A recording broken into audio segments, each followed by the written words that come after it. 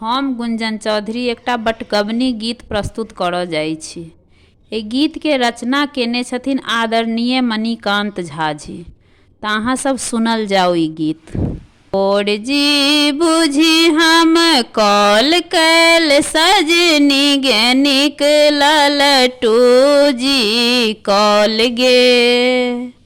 फोड़ जी बुझी हम कॉल कैल सजनी गे निकलल टू जी कॉल गे।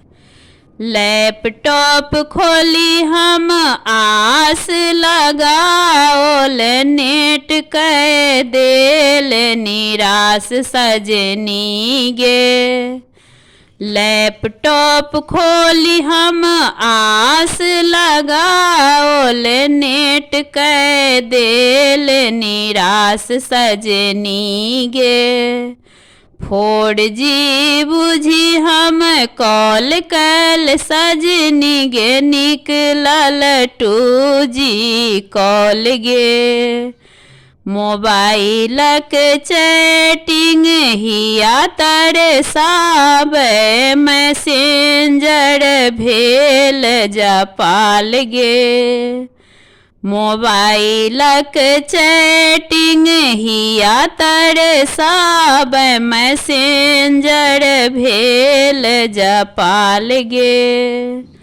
फेसबुक व्हाट्सएप किछु नहीं चलै बढ़ी रहल मन के प्यास सजनी गे।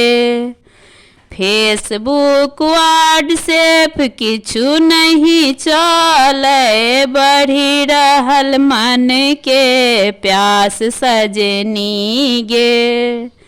फोड़ जी बुझी हम कॉल कैल सजनी गे निकलल टू जी कॉल गे।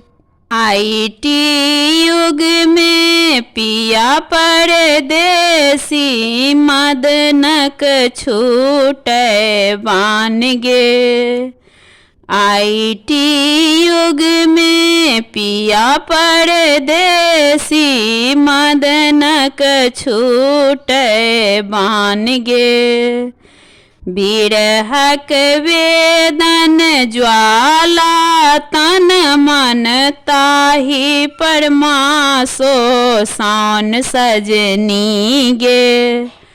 बिरहक वेदन ज्वाला तन मन ताहि परमासो सान सजनी गे।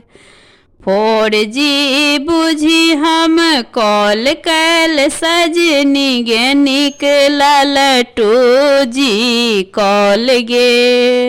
धीरज धरहु आहाँ सुंदरी पिया जी बैसल विमान गे।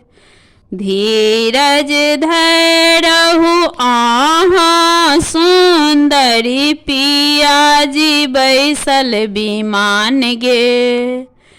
ग्लोबल दुनिया मणिकांत बनलै मुट्ठी में पूरा जहान सजनी गे।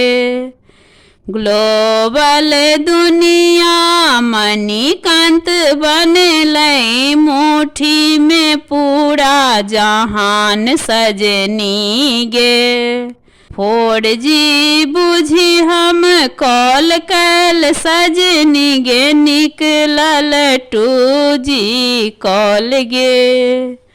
फोड़ जी बुझी हम कॉल कैल सजनी गे निकलल टू जी कॉल गे।